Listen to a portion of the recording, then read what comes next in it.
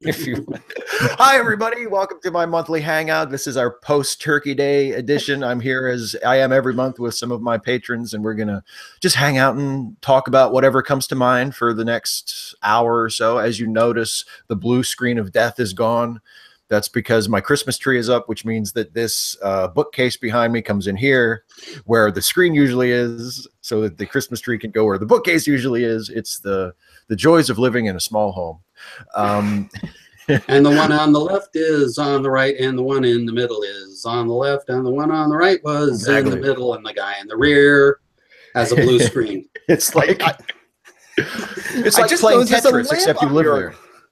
I just noticed there's a lamp on your bookcase. Is that true? Is there a genie in there? Oh yeah. But he escaped. I never got my wish. Actually, you just got to be very, very, very precise and very clear with your wishes and stuff like that. Go for something simple. That's like, can I have some bacon? Sure, here's some bacon. The top just flips open. That was probably the issue. He just stuck right out. Yeah, well, it's like that the Simpsons episode when he has the monkey's paw, and the wishes all end up going bad. So Homer's like, I'm gonna wish for something that can't possibly backfire. I want a turkey sandwich on rye bread with lettuce, and I don't want any zombie turkeys. I don't want to turn into a turkey myself, but I don't want any other weird surprises. So the sandwich poofs into existence, and Homer takes a bite of it. He's like, oh, it's pretty good. And he's chewing on it. And then he says, of course, the turkey's a little dry. The turkey's a little dry. I'm reminded there was actually an ancient Superman comic featuring Lois Lane where she, laid her hands on the monkey's paw, and it's another one of those incredibly lame, plot things. I mean that goes back easily, probably 50 years. I would be shocked if there was a DC Comics character in the 50s and 60s that didn't have a monkey's paw issue. Like they were so. DC, I mean, I love those comics from that era because they're a lot of fun, but some of them, they have such a whiff of desperation about them. Like, what the hell are we going to do this month? Oh my God. And I wonder if it's so much desperation as it is a complete lack of inspiration. What are we writing about this month? The creativity well was bone dry. Yeah, Alfred repainted the Batcave, and Batman thinks it's weird. We can get 2 issues out of that, can't we? Alfred, mauve is not my color. Speaking of monkey's paws and DC Comics, that reminded me in Teen Titans. There was an episode where it's like the team got basically like taken over by a witch, and how the witch kind of like infiltrated that place was through a pie. The reason why that pie came to be because Cyborg was just at like the like train station, and there's this weird like tent and hut in between the 2 regular stores of the train station. There was a monkey's paw, a cat's cradle, and then pie, and then Cyborg's like, pie! And brought the pie home. I remember that one. Hello? I hate to say I actually saw that one. Which was like a grandma, wasn't she? Yeah, she was the grandma, like the mothery grandma, and turned evil, kind of like the witch in Hansel and Gretel. Think of it like that. I think the staff got the actress that played the villain in Stave Hufflepuff or something like that. Or man, I forgot the old show and stuff like that.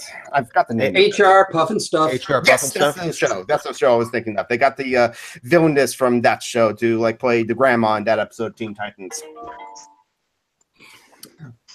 I never really watched that show very much. I missed it. I'm that guy who always kind of thought the DC animated stuff was just okay. And I wasn't like nuts about it. So after like blasphemy. I know. I shouldn't say that in public. After you're fine. So after the first season of the Justice League cartoon, I just kind of politely stepped back and said, okay, enjoy this. I'm gonna go do something else. So I never watched any of the Teen Titans cartoon. I've caught up on most of Justice League Unlimited since then, because I do think that's pretty good. Yeah. But I never watched any Batman Beyond. I never watched Young Batman Justice. Beyond was good. I like Batman Beyond. It was kind of like It had an Yeah. angsty teenager as the Batman, and so but it was a bit darker and like the storyline, so that was good. Static Shock was also good. I should rewatch that and stuff like that. Yeah, I but never saw that. So is today's topic about comic books and stuff? It's about a whatever. random topic. It's about whatever. It's whatever comes up. It's but I should mention Young Justice is awesome. I That's mean, what everybody says. I've heard that. The writing is really good. I mean, it's like I watched it. I showed it to my brothers, and they all said, "Oh shit!" at the same time at the 25th episode, something like that, because it followed. It was. It's not like the M. Night Shyamalan, like, "Why that twist?" It's like, no, we did not see that coming. That was an awesome twist in Young Justice, something like that, and it's probably going to get a third season. So I'm happy about that. Yeah, aren't they doing it? Aren't they doing it for the new DC streaming service or something? There's going to be like a DC themed streaming service, and I think they're doing Young Justice, and I think they're doing a Teen Titans show too. They're casting for it now. It is. It's okay. Now, many people want the new continuation of the old Teen Titans shows, because many of those people seem to like really hate Teen Titans Go. I say, listen, Teen Titans Go is not the same as the Teen Titans, because Teen Titans Go is just Looney Tunes in a DC comic book universe. Just think Except of it like it's nowhere near as good. I mean, at least Animaniacs had energy working for it. Teen Titans Go is just sort of.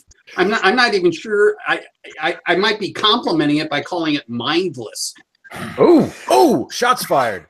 I only seen a couple episodes of Teen Titans Go, but I really like Teen Titans Go. But for the old Teen Titans, listen, I don't want a continuation of that one, because its last episode was a really good episode. That show ended, and it ended with a nice poetic and meaningful ending for its target audience of things change, life changed, and you must go on. You got to accept the change that happens, and that was good poetic ending for its audience and stuff like that. And that was a daring ending to end it on. And I personally feel if they're going to make a 6th season of that show, is like, no, it ended well. Stop when you're stop when you have something good. You know, I have to say though, there was I duck in on it once every third blue moon if it's a Wednesday. And I remember seeing that there was this one little vignette where you have the Teen Titans Go looking at the Teen Titans going, who are those guys? And why do they actually have plot lines and whatever else have you? You know, blah, blah, blah. And I'm sort of going, totally. Good morning. Sucks when they criticize themselves, though. Yeah. Hello, everybody who just came in. So I think Christie's Hangout must have just let out. Yeah, because Lito and Chris joined us from Christie's Hangout. We have room for one more. Something told me that Christie's Hangout was there. How did you guess? Glad you could join us. You just join soon if there's still space. Yeah. I think there is. But yeah, as we were just talking about like DC comic books and stuff like that, and I should mention, like I mentioned in Christie's Hangout, yes, I have the long hair out now. I'm not wearing a crazy hat today. I keep my hair in a ponytail because I don't want it to like be distracting from my awesome hats that I have. But I have the long hair out because it's part of my costume of Aquaman. Wonder Woman? Because it got the. I have the awesome leggings for Look it. at that. You've got the whole costume there, buddy. Yes, I was thinking of getting it. I need a trident. That's what I need, or a pitchfork. As like Trident, this is a better movie than Justice League. Yes. Well, I saw the movie. The gun counter is across the way. You mean I'm going to find where you live and steal your fucking leggings. Oh. So wait, you want to have an actual trident with 3 tines, like a trident has? Yeah. That's what I want to have. Yeah. Read the thing that it's actually called. Because if it's only 2 prongs, that's a bident. Right. It's a fork. The thing he has is a fork. Or a pitchfork, like Batman called it. Yeah, it's got 5 things. It's not a trident. Well, since he did that, since he's showing off his hair, I'm going for the red-headed Logan look. There you go. The whole Kevin Logan thing. It's a good look. Trying to go full Kevin Logan fro. Not there yet. Kevin's hair is out of control. I mean, it's like he grows it way out, and then he'll like buzz it all the way down, and then grow it back out again. Out of control. Yeah, just in general. Yeah. So yeah, the Justice League movie. Go ahead. I like it more than I thought I would, but so it was fine seeing it once, right? But I have no interest in seeing it again. So it's just like if you're only to those who are interested, it's a not must see movie of the season. Yeah, and I'll wait for it on HBO, and I'll be just fine. Thank you very much. I'm sure I'll check it out of curiosity at some point, but I mean, it just the review, even the positive reviews, seem to be like what you just said, was like, well, it was better than I thought it would be. It's not exactly like a ringing endorsement. It's better than Suicide Squad, which actually surprised me because Movie Bob said is comparable to Suicide Squad in his opinion. It's better than Batman v Superman, which is a very lower bar. So, yeah. And Dan also said it like he liked it, or the best he can say is that he didn't hate it, but still not a good movie. Yeah, and I mean Wonder Woman raised the bar, I think, very nicely. So. On the heels of that, it's like, yeah, it's nowhere near as good as like Wonder Woman either. It's not as good as Man of Steel either, and I haven't seen Man of Steel. I've seen Man of Steel, and not a fan at all. Not really either. Have you seen the face Steve made? I complain about. I'm still complaining about Man of Steel. It's been like 6 years. I'm still complaining about Man of Steel. Still bitter. I'm not over it yet. I was going to say, don't get him started on it. I'm watching. Oh, fuck, another 30 minutes. Here we go. I'm just going to say, if I come on, we did an entire hour on Batman and Superman once upon a time. So, I mean, been there, done that. We don't need a rerun. I won't say what I was about to say. There's no end to my bitterness about the portrayal of those characters in these new movies. Well, it never runs out. Stop everything! There's a kitty. One thing I will say though, it seems like Marvel's trying to take pity on DC by having now 3 bad series on at the same time. I will admit, I'm looking forward to Agents of S.H.I.E.L.D. and seeing where the hell are they and what are they doing? They're like they're doing Star Trek or something now for season 5. They're like in space. Yeah, I'm kind of in the middle of their Netflix Punisher series right now, and man, it's bad. Yeah, I haven't gotten to start that yet, but the reviews I've read have been very, very mixed. Like, well, that episode was okay. No, this one wasn't. Like, it's very sort of up and down. I mean, Humans. I heard good things about that, so that surprised me. So. Yeah, I heard Inhumans was really terrible. Yeah, I sort of glanced in on Inhumans. Was my favorite. No. And on the other hand, DC can do TV really great. None of their shows are bad. The Gifted is terrible also. Yeah. Really? Meantime, Chris Hemsworth is basically breaking out his comic chops in Ragnarok, and he carries most of that. I was telling Jason Harding, the host of the podcast I co-host.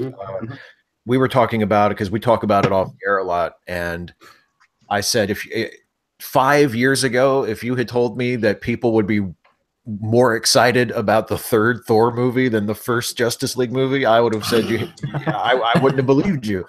I mean, because like when Marvel released the first Thor movie, I thought, okay, that was all right, but they're just doing that to build up for the Avengers. Like, there's no other reason why Thor would ever have his own movie. They just wanted. That's just the way they're doing it. They give them their own movies, and then they come together. But I mean, now it's like, I'd rather watch another Thor movie than watch a Justice League movie. Like, it's just so much better than what DC is doing. It's I'd rather watch another Thor 2 than any. Thor 2 is good compared to the DC Universe movies. One of the things that really surprised me about Ragnarok is just how the whole relationship between Thor and Loki is evolving. I mean, it's come an enormous difference distance. Never mind. I mean, Loki takes one look at Hulk coming into the stadium, going, "Oh boy!" Flashbacks. Yeah. And just from the trailers alone for the Justice League movie, it seems like their attempts at having sort of like witty banter and like humor and stuff are so bad. It's like, so you like water, huh? Yeah, it's fucking cool. Like, I don't know. Like, so you wear a cape. That's how I was talking to a I was talking to a coworker, and he saw Justice League. He liked it, but he liked it for just a popcorn movie. But one thing he complained about Barry Allen, because he liked the Flash in the TV show. The TV show was good, but this Barry Allen, he was annoying. And in the movie, there was like a scene where like Barry Allen's doing his awkwardness and stuff like that. I don't fight. I just run and push people and stuff like that. And that's fine in like a scene where they're just all sitting around talking, having like a good character development scene. But no, this happened when in the next room, Steppenwolf is interrogating people and killing them. That's an inappropriate place to put it. But I shared this with my coworker, and it blew his mind, because I think Barry Allen in the Justice League movie is kind of like the movie producer's idea of what a millennial is like today. Yeah. I mean, it's probably like a superficial. Sorry, go ahead. No, you go ahead, please. What you had to say was more interesting. I was just gonna say it's probably a superficial little nitpick, but I love Ezra Miller as an actor, but like, isn't Barry Allen like a blonde? I don't know. Like, I don't know. I think he Grant Gustin isn't a blonde either. He just doesn't look like I imagine the Flash would look for some reason. Yeah, I guess. So Arthur Curry also. Can I say something? Yeah, go for it. I was wondering if me going for an art degree would be worth it, because I hear that there's not very much demand for artists these days. Do you want to make money?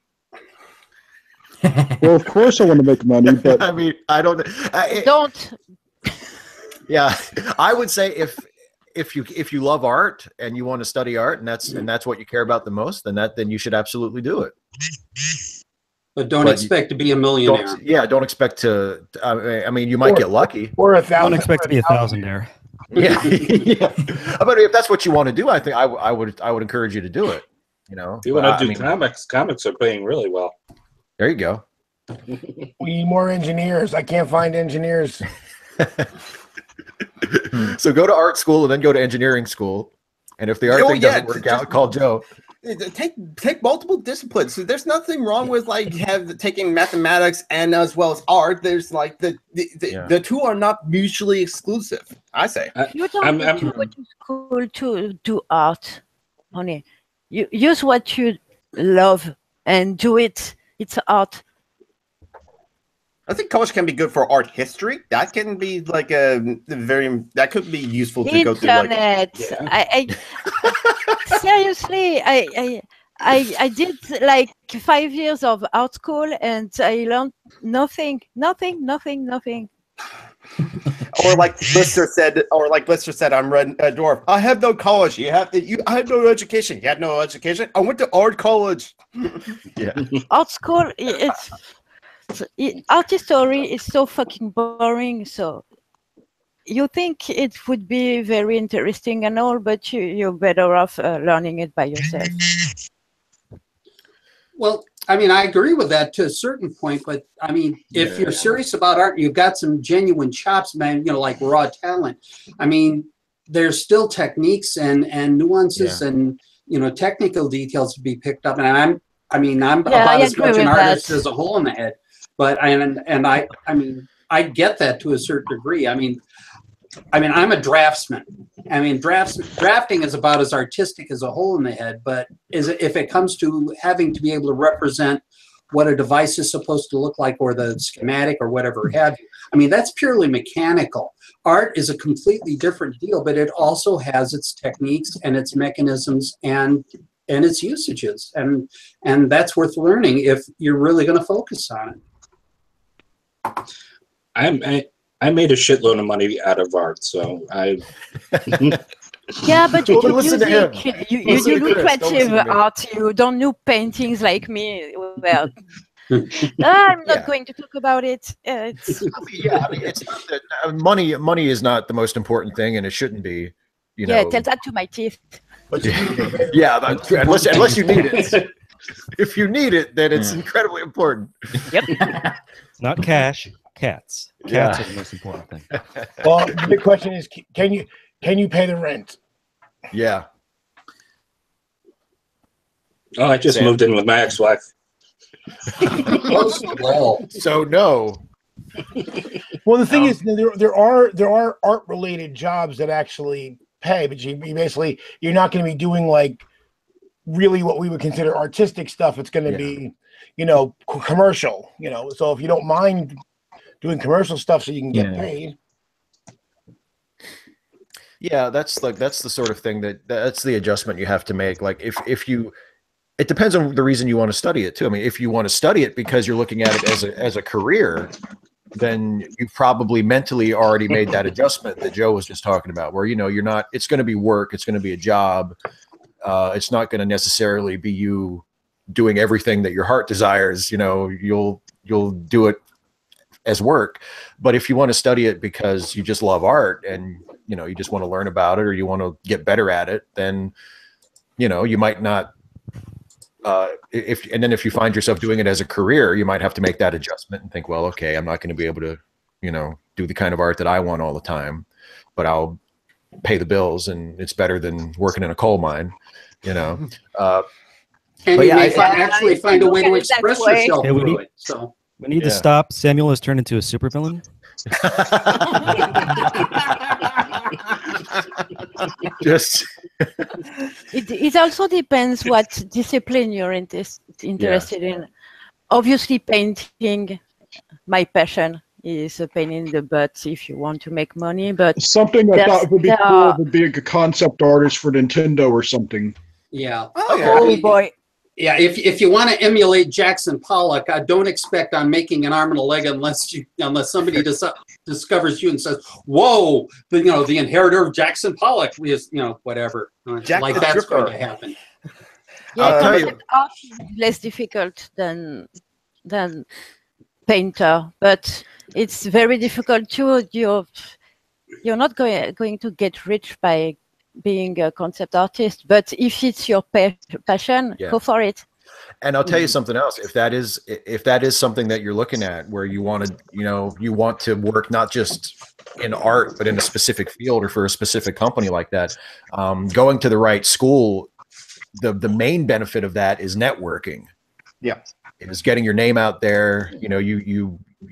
Maybe you have professors that have access to particular programs that you can be recommended to, so that if you do turn out to have a knack for it and a talent for it and you catch somebody's eye, it can be a lot easier to start your career. I mean, that's really the main reason why people go to writing programs. I mean, I do believe that they help you become a better writer, but also you make friends, you get your name out there, you network, and it just becomes a lot easier to do it professionally, because now you're in the group. So that could be something to think about too. If becoming a concept artist for Nintendo or something like that is your goal, it's a hell of a lot easier to do that. If you are in North America, BioWare in Canada takes a lot of interns. Yeah. Also, DigiPen up in like Redmond, Washington, which is near Nintendo of America. My older brother went to DigiPen for their programming school, but DigiPen doesn't have an art school, so that might be something to look into and stuff like that, because they do have an art program for game concept art and stuff like that. If you're curious about like working into the industry as well, I think Extra Credits has done some like episodes on like working into the industry, as well as like going to like vocational schools for video game schools and stuff like that. So Extra Credits, an excellent YouTube channel, has some like episodes on working in the industry and stuff like that. So that can be, and that's the reason why where you go does make a big difference, because the networking side, because you look at the Ivy League schools, those schools aren't any better than any other school as far as what they actually teach you, but what they do is they give you access to people that are well connected. And so if you see someone come out of Wharton Business School, or someone going to Harvard or Yale, it's really that they get to meet big players who are usually the sons and daughters of well-connected people, and they get, you have kind of first right of refusal on some better jobs and some better connections and better offers than you would if you go to another school that teaches you just as well, but doesn't have the same level of connections. And also with the video game art like that, you'd want to go to a school that has some on the tech side, as well as a lot of what they're looking for is people who can best explain to coders and developers how to realize the art in another medium. Yeah, which means you need to be a little bit multidisciplinary. Yeah, I was just going to say, I don't know a lot about it specifically, but I would imagine that breaking into video games is not all that different these days than breaking into movies, where if you have multiple skills and you study multiple disciplines, you might be able to get a job to get your foot in the door that isn't necessarily what you want to end up doing, but now your foot's in the door. And then if an opening comes up in something that's more in your line of interest, you're in a better position to go for it. You know? I'm just going to share my brother's experience from, he did graduate from DigiPen with a programming degree in the computer AI and stuff like that, and user interface. And he had some, this, I'm not going to tell you this to sway you from don't go into the video game industry, but just be aware of he worked for 4 different companies in his career and something like that. And so his first company was really bad experience. His other company, it was a great experience, but it was a contract job. He was just on there to work on that one game. And once that game was shipped and they finished all the DLCs or the patches and stuff like that, then they didn't have a job for him and stuff like that. So, and then he worked for a different company down in Portland and stuff like that, and worked at that job, created a user interface for a UDraw game for the Wii U or the Wii tablet and stuff like that, which they got praised on Kotaku, by the way. But then he also left that job or lost that job as well. So it's cautionary tale from people in the video game industry. Unfortunately, there's a lot of turnover in the video game industry because for no fault of the developers or the programmers or anyone in the company can just go belly up and stuff like that. And Jim Sterling said talk about that too. And the thing is, even if they don't go belly up, because you have this cycle, because of the way the game cycle works, and very often a lot of these studios are only working on one game at a time. So once the game gets put out, you don't need all that other staff until you get to that part of the development on the next game. So those kind of jobs do tend to be seasonal is the wrong word, but they're cyclical. But I will also say too, to bolster what Steve said about being versatile, as an employer myself, that is something that I look for, is that if somebody has multiple skills and they're not just pigeonholed into one thing, I'm more likely to hire them, because I can see, okay, if I don't need them for that one thing today, but if I keep them around, they can do something, they can work on something else, and I'd much rather have that, because I prefer to keep the turnover as low as I can. It's very disruptive to the business to bring people on and let them go. So the more versatile you can make yourself, in your industry, so the better you're going to be. Yeah. Samuel, where were you thinking about going? Did you have a school in mind? Well, actually, what I was doing, I was thinking about becoming a scientist, but I hear all these jokes on this chemist page on my Facebook that I subscribe to make all these jokes about how chemistry is so hard that when you study it, you have to focus so much study time that they have absolutely no life. And I don't want to be the type of guy who has absolutely no social life. I just want to speak to him about being a chemist, because again, my field. If you do become a chemist, get at least a master's. A bachelor's in chemistry is a wasted degree. The best you'll be is a bench chemist at most, if you can get a job. There you go. I was going to say, I can still remember a couple of guys in my dorm who were chemie majors, and I think at least one who was a pure chemistry major. And no, they did not have a life. It was just incredibly rigorous. But that is a very intense direction to go, and I can tell you that right now. Yeah. If you're in the arts at all, that's actually a no life. Did everyone froze on me? You're working all the time. Or look at Steve here. He just has time to block people. Another thing for working in the video game industry, especially if like we got to crunch time, my older brother has horror stories of like the hours he had to work on. He was a programmer though, but the hours he had to work on game projects before the release. He was working for a bad company though, because it was long hours and he didn't get paid for the overtime because he was salary and stuff like that. So, but that's unfortunately not an uncommon horror stories in the video game industry of the long hours close to crunch time and stuff like that. So, some video game devs don't have a life in that regard as well. But just some cautionary tales. It seems like there are a lot of lines of work that are like that, especially nowadays. I mean, even if you're lucky enough to work for yourself, you're still probably going to end up working incredibly long hours. You have a little bit more flexibility as to which hours you're working, but you're still going to have to put in a lot of time. Like, I mean, just the amount of time I put into this YouTube channel is ridiculous. And, you know, I work almost every day. I don't work all day every day. I can stop whenever I want and walk away and do something else. But I have to quit whenever I want, man. yeah, exactly. And then I have to come back, and I'm like, I'm going to be up until 2 a.m., aren't I? Well, yeah. Well, that's the thing. I mean, I've got my own business. I've got employees, and I work harder now than I ever have in my whole life. Yeah. Well, working at home, at least you don't have to worry about what pants you wear. I think exactly. Or not any. You don't like have the Acme Man pants every day. Exactly. And also, that's a job that a lot of people love, and that's essentially a job benefit, having a job that you love. And with most job benefits, you have to pay for it in some other fashion. And if you work for other people, the fact that it's a job that people love means that they'll have a lot of people going for that job. So chances are they're going to treat you worse than a job people that would hate.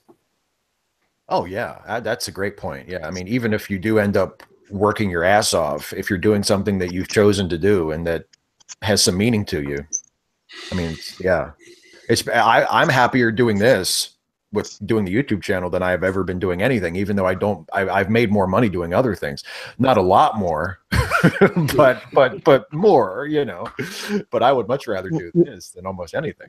Well, right now I work at Matosa Truck Factory that makes truck frames as a welder.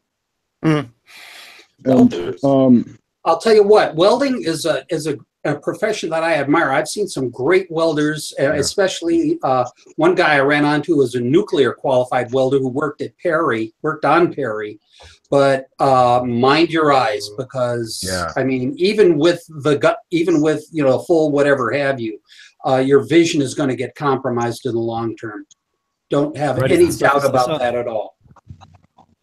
Yeah, my dad was a welder in the Navy, so I was raised from a little tiny child and he would weld at home sometimes, like on projects and stuff, and nobody else was even allowed in the room. Like, he was very strict about that. Like, get out, I'm welding. Yeah. You know, I mean, when I was working for Warner and Swayze, part of putting together the foundation for a turret punch press, we had these wedges that we used to level the press, and once the press was leveled, they had to be welded in a very specific pattern. Occasionally I would look in on the work that the welder was doing, and I had my own mask, and even with a good mask in place, I know my eyes were damaged. Yeah. And I wasn't as close to the work as the welder was.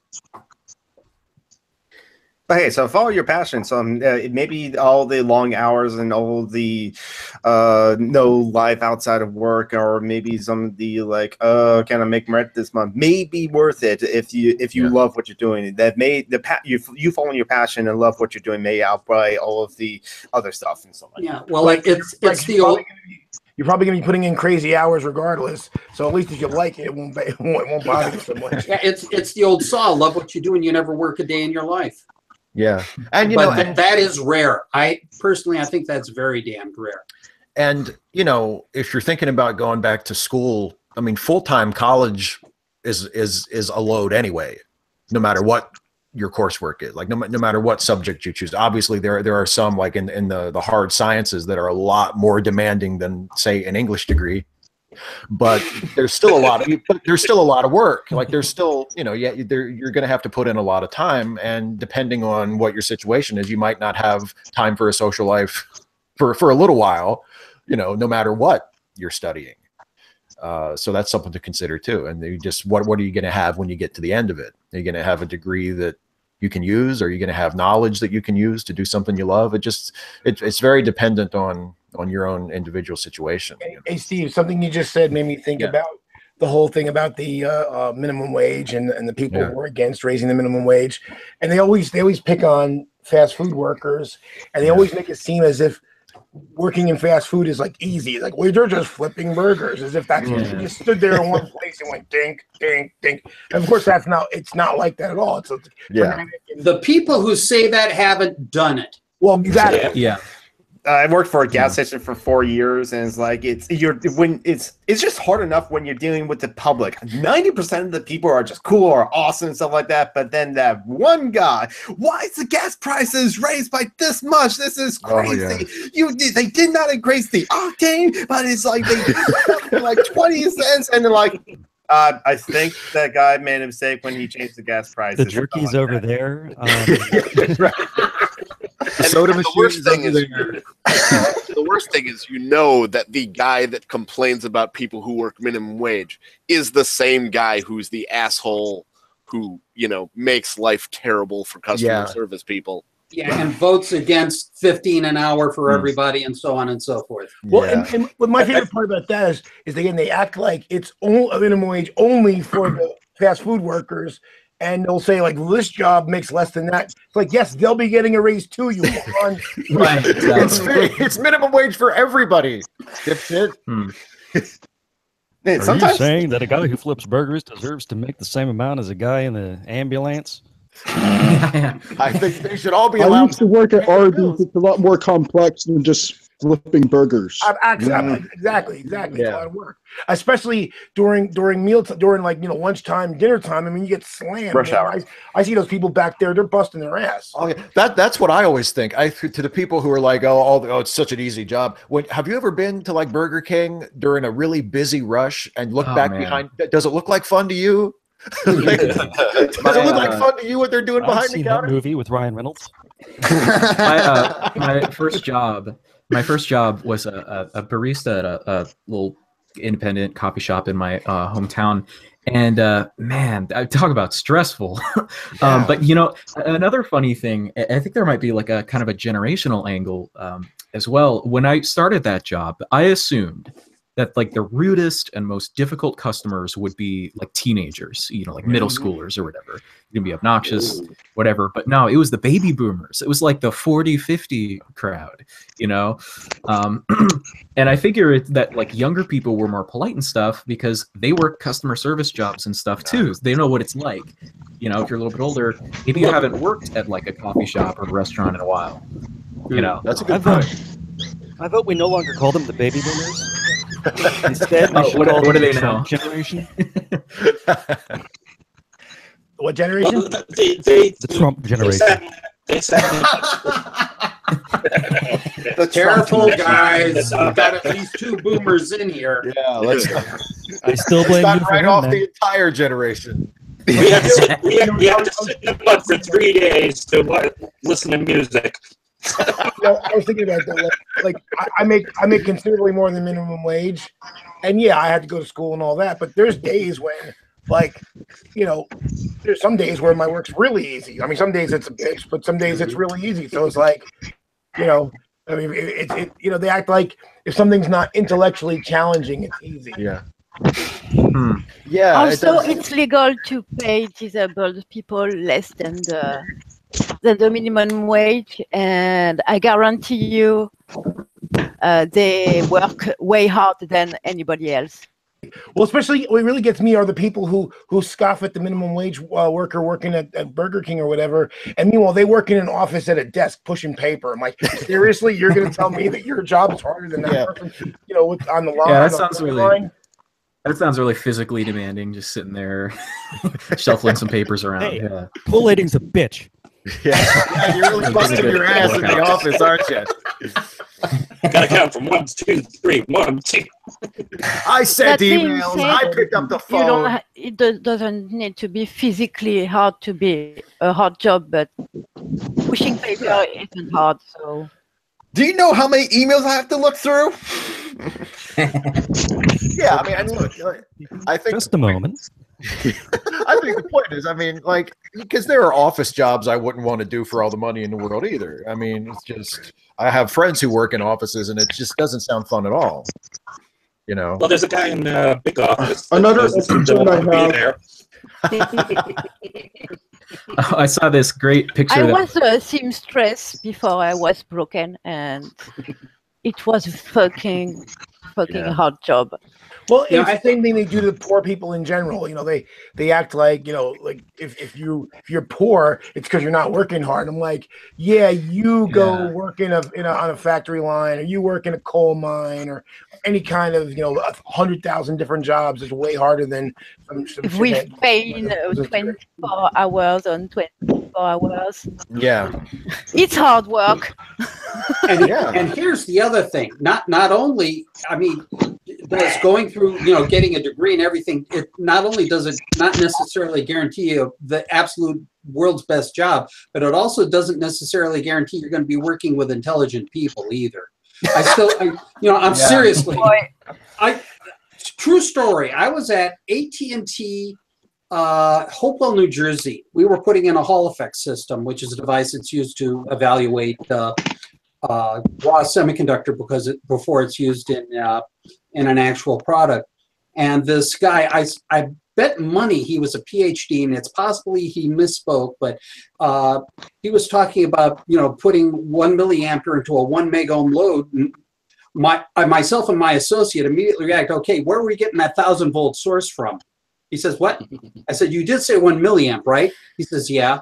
Into a 1 megohm load? He says, yeah. I says, Ohm's law. He goes, oh.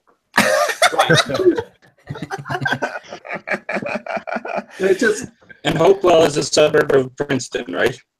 I'm not. This is like donkeys years ago. This is like early 90s, I think. Dude, 112 9-volt batteries. You're great. You're golden. Yeah. Yeah, just try to regulate that. Just stick them together. I mean, this is why they spend regulation. This is why they spend $5,000 on a current source. Drain the swamp, deregulate. But it is true. I mean, I run into engineers all the time, and I'm like, how do you dress yourself, much less get an engineering degree? I mean, they're so, like, you know. Yeah. Well, this is what happened to me. This is what happens when you have guys who are so immersed in their field that they've lost sight of everything else. And it's one of the things that just royally pissed me off about cases, because they really did not really seem to care about anything other than making sure that you had your minima for your for your degree. And I think the number of liberal arts courses I took during the time I was there, I could have counted on the 10 fingers of both hands and had fingers to spare. There was nothing about well-roundedness about them at all. And that's, Joe, I don't know if that was the case with you, but I bet it was. No, actually, that's the thing. I went to Stevens, and that's one of the requirements is you have to take a humanities, either a literature or a history every semester you're there. Wow. Because they don't want engineers who aren't well-rounded. Because that's what they said right off the bat. They said, we only teach you the technical side, you'll come out and you'll know how to do stuff, and they'll lock you in a room and they won't let you talk to anybody, and you'll just but so we want engineers who can articulate their ideas. If you can be the smartest person in the world, if you can't articulate your ideas to other people, it doesn't mean anything. Well, so and we're required. And I think I told you guys before, I mean, I've done a lot of technical writing, but I had one semester of English, 1 semester of German. There was a couple of, sort of salutary courses in the midst of that. I learned how to technical write by reading, I told you about this before, Lees and Hendrickson and Thomas Physics, the classic physics, or the classic calculus book, and Resnick and Halliday. That's where I learned technical writing from. I remember Resnick and Halliday. I remember Tom Postle. Yep. Yep. Those are good books. But yeah, I mean, it's important, you know. And well, again, we're going back to what we were talking about before about being well-rounded. You know, the more disciplines you have, you are experienced with, the better you're going to be. You know, that's true for a lot of people. In fact, like Garrett, when he had his channel, rest in peace, Garrett. I hope you're doing well. I don't know what he's doing. His other channel is still up. He's gone either. Garrett, oh man, Garrett deleted his channel back in like September. He deleted his YouTube channel, deleted his Twitter and his Patreon. I was one of his $5 patrons, and it was in his Discord server and all like that. And it all just vanished. His second channel is still up, the Magic Theater, and he posted a video a while ago, something like that. So I don't. It's Garrett. If you're watching this, I don't know what you're going through, but I wish nothing but the best for you, your friends, and your family. So anyway, but Garrett. Yeah, but yeah, that's a shame because he blew open the doors for me of the YouTube feminist like social justice advocate channel. Yeah, but anyway, Garrett said a long time ago, or many times on his Hangouts, about the problems with the academic feminists and talking to the mainstream or the public or the general public, stuff like that, is that you can be he always bring up the example of the expert in everything. There's a documentary or a book where this guy found this scientist in like a university somewhere in the biology department that was the greatest expert in the world on this particular form of musk. Just this one, he can tell you everything you need to know about this one musk and tell you everything and that you want to know. But then if you try to talk to him, he can't hold a conversation. Yeah. Because as we were talking about, I was also concerned about my age. How old are you? I was concerned about I'm 35, and December 10, I'll be 36 years old. I'm worried. I know legally, of course, I can still go to school, but I feel like a weirdo being an older guy being at school. Now, don't like a lot of older students work through it. My mom became a lawyer at 50, so. Yeah, I wouldn't let that stop me. Yeah, I'm 33. I haven't gone to college. I might go eventually, so like that. For me personally, I think I'm going to do it part-time though because, well, I like to eat. Yeah. Well, one thing to Lauren's point before about people who are so wrapped up in one thing and they can't see beyond it. There is a large YouTube channel. I'm not going to mention the name, but he does science videos supposedly.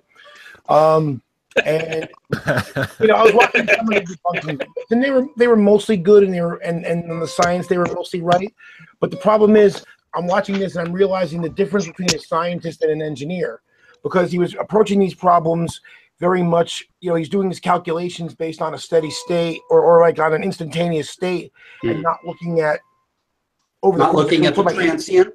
So yeah, transient situation. So he's talking like heat dissipation, and so he's saying, okay, so he basically kind of arbitrarily selected an amount of Earth. You basically have this thing where someone's trying to dissipate heat into the ground, and he basically kind of picked an arbitrary radius and said, okay, well, if you put that much energy into this volume of soil, it would heat up to some ridiculous temperature. Yeah. But what he's looking at is like, it doesn't just stay there, it propagates out. You'd actually have to do a calculation to show what would be the temperature gradient as to how far and all that. And the rate of temperature, heat of evolution would make a big difference as to what the temperature profile looked like. And so I'm like, okay, I see where you're going and you have a good point, but you're kind of missing. You don't have the whole answer because you're only looking at it from a science perspective and not an engineering perspective. Yeah, and that's one thing that, boy, if there was one thing I really learned from Case, I mean, as it comes to the dynamic systems, is that you've got two solutions you have to deal with. There's a transient solution, and there's a steady state solution, and you have to solve for both. Yeah. Well, I know. Sam, don't worry about being weird because look at me. If you see the last Hangout, you saw how weird I am. I mean, I geeked out when the mention of like anime main. Speaking of which, I got the DVD Blu-ray special edition of Your Name came in the mail. It's awesome. Hey, I made a video of this. I'm gonna put it up on my channel. That's awesome. Our monthly anime geek out. We can't miss that. Speaking of anime, I've been wanting to bring this up to you, Steve. You mentioned on your you had to ask when you answered my question of do you watch anime. You mentioned about quite a few movies like Studio Ghibli movies. You mentioned Graves of the Fireflies as well. Yeah. If you like Graves of the Firefly, to anyone who loves Graves of the Firefly and cry every time, my brother saw this movie in the theaters in August in this corner of the world. another wartime movie about we see the life of this woman that got married into a family and moved to a town that's close to a naval base in Japan in World War II. And so if you like Grace of the Firefly, I recommend In This Corner of the World.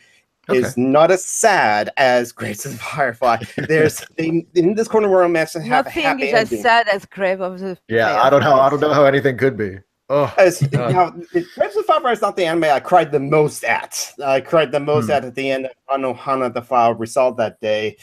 My God, it was painful. Vampire Hunter D. It was No, it was physically draining. No, me and my brothers were all sitting there. We were like, oh my God, I'm crying so much. It was physically painful. But I'll watch that show again. But another recommendation. This month, I just saw a movie twice in the theaters, luckily, and showed it to my brothers. An excellent drama from the director of the TV show K-On! So that show about like a high school girl band and stuff like that. A Silent Voice. It's a really good drama and stuff like that. I mean, if I did not see Your Name, A Silent Voice would have been the best anime movie I've seen this year, and it's up there with Your Name and Get Out for the best movies I've seen this year. Wow. So a Silent Voice. It's an excellent comedy, I think. I love it. Yeah, what a hilarious comedy Get Out was. I laughed and laughed and laughed. Get in some really silly situations there. Yeah, can you imagine? Hey, Steve, I got fucking A. I got to check. I am TS motherfucking A. Hey Steve, I got to run, but it's been great being in the thing. Nice meeting some new people. Yeah, glad you can make it, Joe. Yeah, wish I didn't have to go, but finally, I keep missing. You always keep having me on the days I know. like, doing something, but at least I was able to make it for a little bit. So yeah, I'm glad you were. Steve and John and new people. Yay! Always a pleasure, Joe. Yeah. Take care, guys. All right. Good to talk to you. Goodbye, Joe. I just want to say, to echo something that John mentioned in passing a minute ago, I cried when I saw Vampire Hunter D as well. Oh, yes. I cried because I thought, how long have I been watching this? And this is 2 hours I'll never get back. I actually love it. It's back. It's on Blu-ray. Just Vampire Hunter D just got re-released it got licensed rescue by Funimation, so it's on DVD and Blu-ray. So I actually like that movie and stuff like that. But Vampire Hunter D Bloodlust is I think a slightly better movie by Yoshihashi. That one. I'm sure that if I watched it now, it's been so long, I probably would enjoy it just for what it is. But I remember because I was dating a girl way back when, and she was really like super into comics and anime and all kinds of stuff. So I watched a lot of anime with her, and most of it was like great. I really enjoyed it. But then she popped in Vampire Hunter D, and I was like, what the fuck is this? Like the pacing in that movie is terrible. I don't blame you for not crying. Terrible. But you know, now I think about it, and I think if I watched that today, I would probably have a good time. You know, because it's just I would probably enjoy it for what it is. You know, speaking of narrative garbage. Yeah. Speaking of anime, I recently kind of just binge watched all of Death Note, and man, I gotta tell you, like, you know, usually, you know, fictional media will make you kind of relate or root for a protagonist, even if they're like evil. But Death Note is the first thing I've watched where the protagonist is so like morally evil that I'm just like rooting against him the whole time. I hate him so much. Yeah, it's always sunny in Philadelphia. It's just like reprehensible. Yeah, it's always sunny in Philadelphia, man. Death Note, I did like the show a lot. That's true. Always Sunny, yeah. Always Sunny in Philadelphia. That's a good point. Death Note, I like the series to Death Note, but my biggest problem is like at the 20 episode point, character left the show. I'll just say I'll only say that, and it's like, oh man, why did the character leave the show? That character was better than the main character and stuff like that, but they left the show. Absolutely. But the thing is, like they continued the show anyway, and they just have a new character. And it's just exactly the same as the old character. So it's like, why did they give her the old character? I don't understand. But to be fair to the anime, that was a flaw in the manga, and they were following the manga. And it's just like, this is why I don't automatically subscribe to always followed the manga. I never ascribed to that because sometimes if you can differentiate from the manga or just put in a filler arc in the manga, you can put in a really good filler arc, like the first filler arc for Bleach, I've been told, or the filler arc for Revolutionary Girl Utena. The Dark Rose Saga was where the series got darker, and I like that. Or like Full Metal Alchemist, the 2003 series. It differentiated from the manga at some point because they caught up. But I like what they did with 2003 Full Metal Alchemist. I liked Edge of Tomorrow. Because you got to see Tom Cruise get shot in the face like 1,000 times. Why wasn't that movie a bigger hit? I've never understood why that movie wasn't a bigger hit. If for no other reason, what want to see Tom Cruise get killed? Yeah. It was basically what was it? Groundhog Day meets Aliens or something, right? I was gonna say Groundhog Day is a war movie. Yeah, exactly. Yeah. But speaking of like changing things from the manga, that's sort of like that's one of the tricks to adaptation in any kind of medium. I mean, you have to know what to leave out. I mean, if you're writing, like, say, if you're writing a TV series or a film based on a book, there will always be like the super fans of the book who will see it and go, oh, but what about this? What about this? What about this? They cut out this scene. They changed this scene. But that's kind of the trick. Like, okay, you really love that character. Some people, you can't imagine the Lord of the fucking Rings, because that's what those movies needed, more characters. That's why kind of like some Daryl Surratt on the Anime World Order podcast, he always said, never read the book before you see the movie or before you see the TV show, before you see the visual adaptation, because you can never fully enjoy it, because in the back of your head is always this, oh, they changed this, oh, they changed this, oh, they changed this, and stuff like that. I'm not sure. I'm not sure I agree with that, because I made a point of being sure that I read the Harry Potter books before, and they dropped stuff out, but I think they did a damn good job of conveying the basic sense of the books. I mean, there's no way you could have represented those, especially the later ones. They were so dense with, subplots and other shit going on. You never would have been able to capture it all. But Steve Kloves, I thought, did a hell of a job in the adaptations on those. I think he deserves some real credit for that. Yeah. Well, and one of the things I enjoy, and maybe it's just because sometimes I look at it from like the writer's perspective, but if someone does a really good job of adapting something, and especially when they had to compress things, that's like impressive to me. I really admire when someone who is a writer adapting a work from a pre-existing format into like a movie or a TV show, and they're able to take something that was this long in the book and smash it down to this, but it still makes sense and it still plays and it's still interesting. I think that's kind of that's a real skill, and that exactly. Also in adaptation and stuff like that, sometimes you can do things in visual media that you can't do in like a novel and stuff like that. Like for the movie Paprika that Satoshi Kon directed, his last film, sadly, he had the novelist who basically write the script, and the novelist said that in the movie Paprika got to like talk to like another character, like her human character. Paprika's her avatar or something like that, and they talk to each other. And of course, in the final scene of the movie, sorry, I'm spoiling it a little bit. And the novelist said, I like that because he wanted to put that in the novel, but he couldn't because he figured it would be too difficult to explain and stuff like that. Yeah. And by the way, Paprika's on YouTube for like $2.99 to see. It's an awesome movie. It's Christopher Nolan got part of the inspiration for Inception from Paprika. Yes. And there are some things that are easier to sort of communicate in a book, maybe like what characters are thinking, for example. I mean, I guess you could have like an inner monologue in a visual thing, but if you don't have that, you can't just, I don't know, in a book you can just say, oh, well, the character thought this and questioned this or whatever. But in a movie, you kind of have to be creative sometimes and sort of showing, kind of things like that.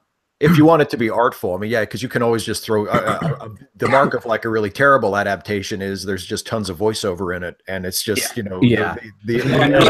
voiceover is my favorite thing in the world, isn't it, Steve? I love voiceover. My particular favorite, which is, as you know, that is probably That is probably the most frequently told joke between my wife and I when we're watching stuff is when characters just launch into these detailed conversations about shit they should both be completely aware of already. And it's like, as you know. They didn't even say, as you know, in Avatar, this is unobtainium. Why are you telling your top scientist what they're there for when she's already been there for 5 years and you call it unobtainium? I mean, at least have a character who doesn't know anything so that you can do like the Indiana Jones scene where let me get out the chalkboard. Well, that's the thing. They had that character. Have the newbie character. Could have just delivered that line to that character. That's why I mean that's why they gave Batman Robin in the first place. So we had somebody to fucking talk to who didn't know shit about anything, and he could explain, okay, Robin, now we're gonna jump on the bad guys from the ceiling. Then put a quarter in the meter. Dexter is the only piece of like visual media I can think of that has a inner monologue that I like. That kind of works. What about the movie Adaptation?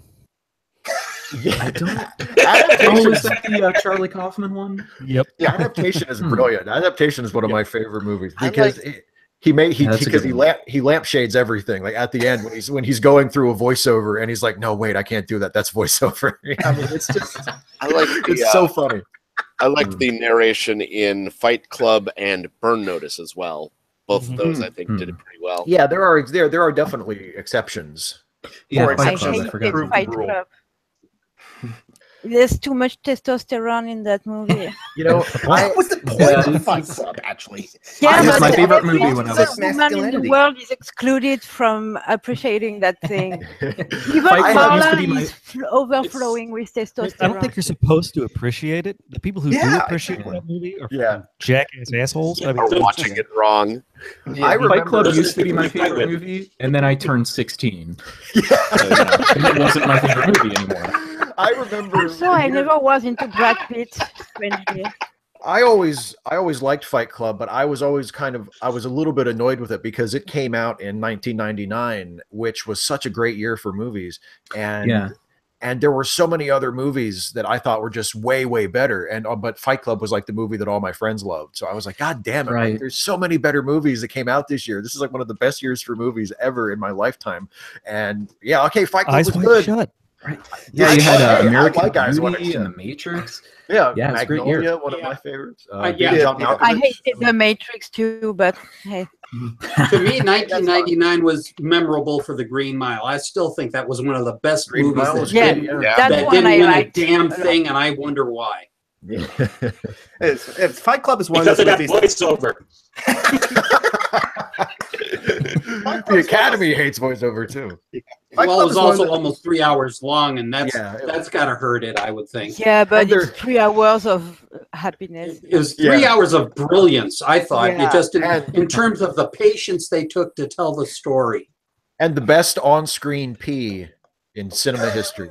Yeah. Okay, now I want to see it now. If you ever wanted to see Frank Darabont is a really good director. Shawshank Redemption was brilliant too. Yeah, and he's one of the few directors who can work in somewhat of a longer format and not have it feel like it's just going on too long.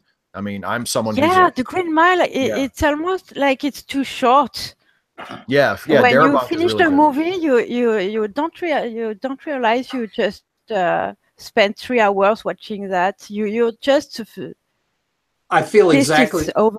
Yeah, I remember I got it of a Saturday and I took it home and I thought, oh, damn, 3 hours. Well, maybe I'll just spot through it. Queued it up. 3 hours later, I'm going, holy shit. What the fuck did I just watch? It is, for its length, it is still one of the most brilliant movies I've ever seen. And I think it's amazing because you can watch it again and again and again, and it doesn't get old, in my opinion, anyways. Absolutely. I have watched that movie at least 10 or 11 times. Granted, I do something else in the meantime, but I don't know. I don't get over that movie. It's really, really a good one. Well, one of the things about it, I think, is the fact that you've got an ensemble that so totally pulls together. Nobody phones it in. And yeah, just, the characters are, and in are fact, they amazing. make, if you look at the making of thing where they're talking about what happened during the table reading, all of a sudden, you know, John Coffey brings, the next thing you know, that Percy Whitmore's bringing in, and of course Tom Hanks is bringing, you know, and everybody just all of a sudden, and it quit being a table reading that started being, you know, performance, you know, sort of a chamber performance of the whole thing. Wow. And it was actually a good Stephen King book, which is hard to find. You know, earlier in the chat, someone mentioned It's Always Sunny in Philadelphia, and that's another show that I've been rewatching recently. And man, like there's a monologue in that show where the character Dennis is talking about. Well, I guess I won't go into detail, but he uses the phrase "the implication," and like if you've seen it, you'll know what I mean.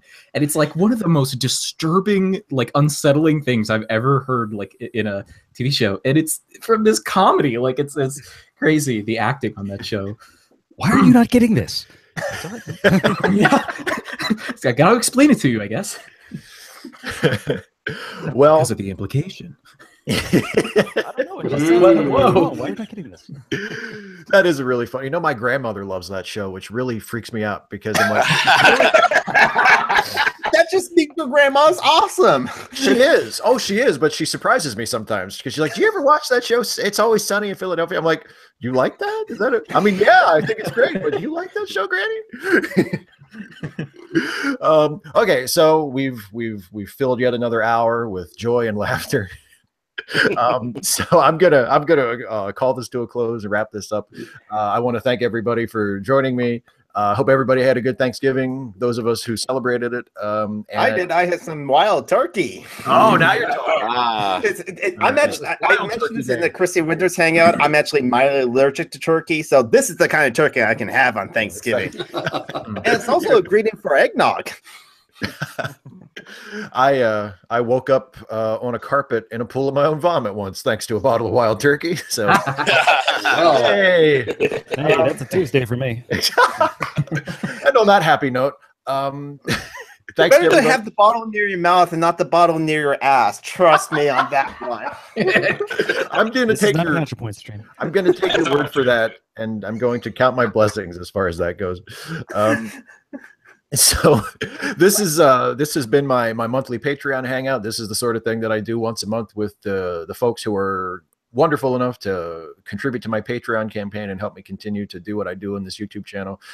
If it seemed like fun to you while you were watching, I can't imagine why it wouldn't. You can go to patreon.com/Steve Shives to become a patron of mine, and you can hopefully join us for one of these in the future. We do them every month. Thanks to everybody who has been here with me for this last hour. I appreciate your support, and I appreciate your company. And I love doing this, and I love the fact that you're here for me. I'm very thankful for it. It's the time of year for reflecting and being thankful and being grateful. And I'm extremely grateful for the support and the everything that I get from my patrons. So thank you for those of you who are here and those of you who aren't here but who are part of the campaign. I really appreciate it. And we'll be back next month to do this again. So have a good holiday until then. And I think the next one will be, I might schedule it a little bit early. I might try to sneak one in before Christmas. I'm not sure. Yeah, because it's Christmas Eve. That's the last Sunday. At Christmas Eve is, so I might try to do it maybe the week before. But yeah, so I'll update on the Patreon page. Stay tuned. But yeah, thanks for watching, everybody, and we'll see you next time.